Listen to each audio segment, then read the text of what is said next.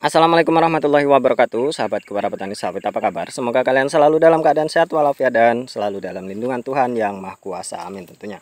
Teman-teman, pada video kali ini saya akan menjawab sebuah pertanyaan dari teman kita yang menanyakan seperti ini.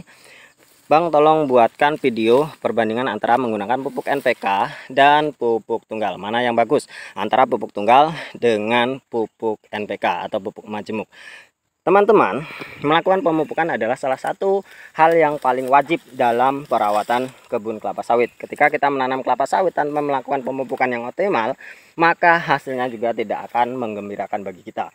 Nah, ketika sawit kita ini buah dengan sangat-sangat segar dan banyak, tentunya kita sudah bisa membayangkan bahwa nanti masa depan kita akan terjamin. Itu dijamin oleh kelapa sawit tentunya. Jadi teman-teman, itu intermezzo ya. Jadi memang kita melakukan pemupukan itu harus benar-benar rutin, optimal, sesuai dengan dosis, dengan rotasi dan jenis pupuk yang kita berikan. Maka dari itu kita harus benar-benar paham betul tata laksana pemupukan dalam kelapa sawit supaya kita itu mendapatkan efektivitas dan efisiensi dari pupuk yang kita tebarkan. Apalagi kita yang hanya petani kecil, yang hanya memiliki biaya yang cepat, tentunya kita harus benar-benar betul-betul memahami bagaimana tata laksana pemupukan yang baik dan benar supaya memang kita mendapatkan efektivitas dan efisiensi biaya di sana. Jadi, apakah baiknya menggunakan NPK atau pupuk tunggal? Kalau menurut saya, kita harus paham betul dulu bahwa NPK itu banyak jenisnya, teman-teman.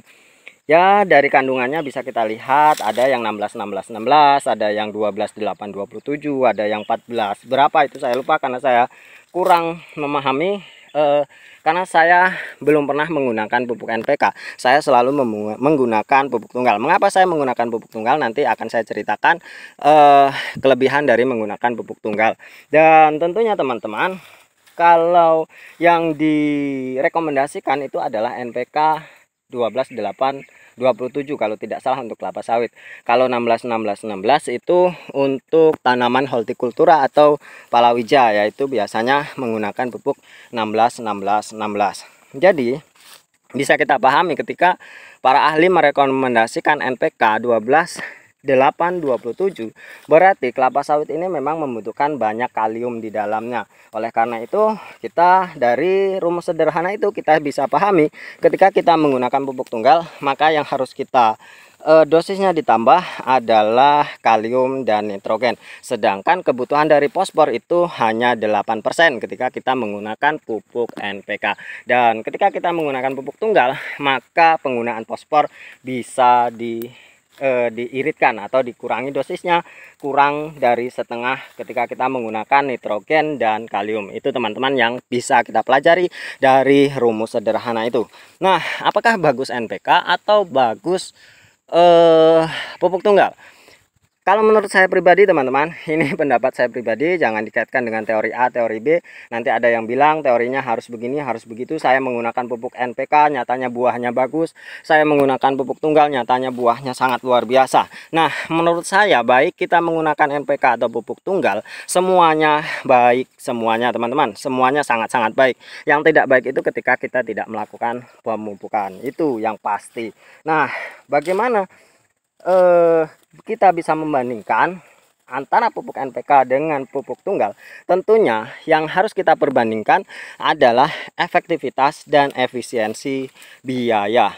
Itu yang harus kita pahami sebagai petani, teman-teman.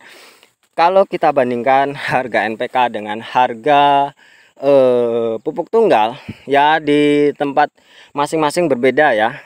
Saya rasa harganya akan sedikit mahal pupuk NPK ya. Itu yang saya tahu. Kemudian kandungan dosisnya ketika kita menggunakan pupuk tunggal dari kandungan 1 kg urea itu akan mendapatkan 46% nitrogen. Itu yang pasti. Ketika kita menggunakan pupuk Ketika kita menggunakan pupuk NPK, maka kita hanya mendapatkan 12%.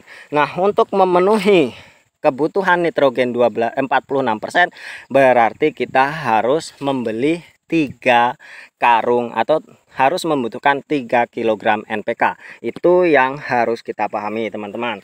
Jadi 1 kg urea sama dengan 3 kg NPK atau nitrogen dalam NPK.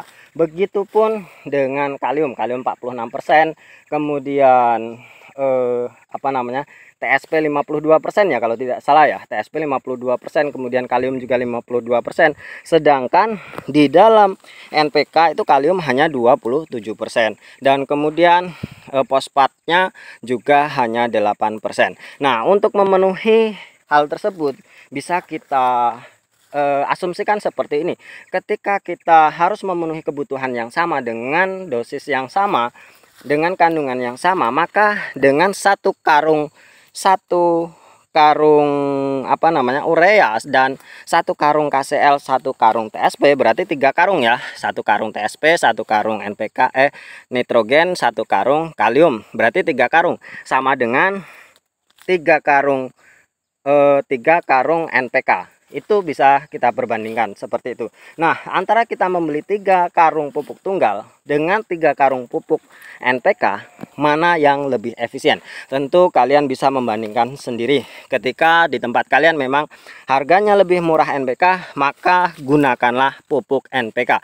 Ketika memang setelah dijumlahkan, diakumulasikan, ternyata harganya itu lebih murah pupuk tunggal, lakukanlah dengan menggunakan pupuk tunggal itu teman-teman. Nah, di dalam NPK juga harus kita imbangi dengan dolomit juga, dengan boron juga, dan pupuk-pupuk mikro lainnya.